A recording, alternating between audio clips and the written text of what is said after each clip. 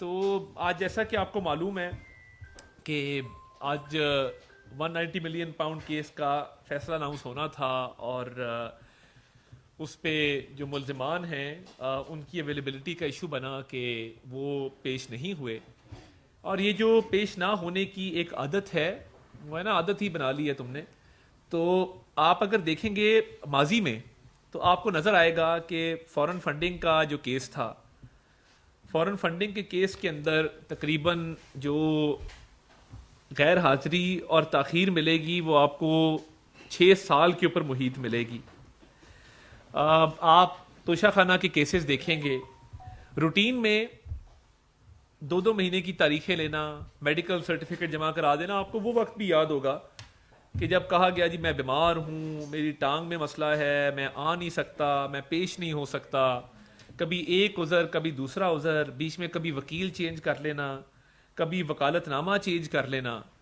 تو یہ بہت ہی جو تاخیری حربے استعمال کرنے کی روایت ہے عدالتی کیسز کے اندر، اس پہ بانی چیئرمین پی ٹی آئی نے تو میرا خیال ہے پی ایچ ڈی کی ہوئی ہے. اور وہ 6 سال کی جو میں نے آپ کو فورن فنڈنگ کا بتایا کہ 6 سال کا، اس کے اندر ایک انہوں نے کبھی ایک سٹے آرڈر، کبھی ایک تاریخ، کبھی دوسری تاریخ. تو یہ ہمیشہ ان کا وتیرہ رہا ہے.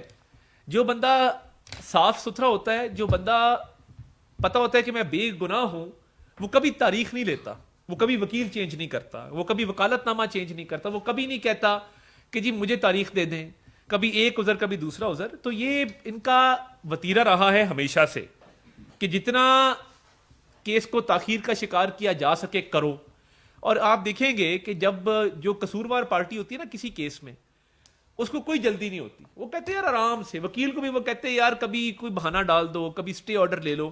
اور آپ کو یاد ہوگا توشہ خانہ کے کیس میں اتنی تاخیر انہوں نے کی کہ انہوں نے پھر اسلام آباد ہائی کورٹ سے سٹے آرڈر لے لیا ڈیورنگ ٹرائل. وہ پارٹی سٹے آرڈر لیتی ہے کہ جس کو پتا ہو کہ الٹیمیٹلی جو ہے میرا قصور نکلنا ہے بیچ میں سے، میں نے یہ گناہ کیا ہے، میں نے یہ جرم سرزد کیا ہے.